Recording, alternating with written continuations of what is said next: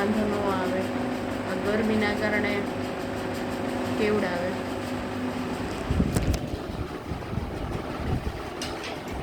એટલા માટે ઓક્સિજન નવું લાવવું પડશે.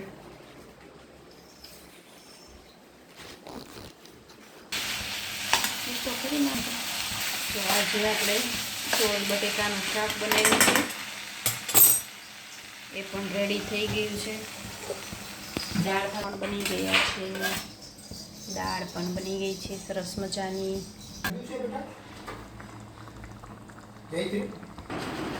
હેલો ગાઈસ, તમને મારો વિડીયો કેવો લાગ્યો એ તમે જરૂરથી કહેજો અને કમેન્ટ પણ કરજો.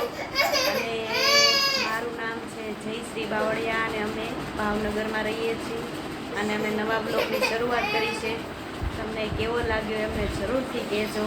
લાઈક કરજો, શેર કરજો અને સબસ્ક્રાઈબ કરજો. બધાને જય શ્રી કૃષ્ણ.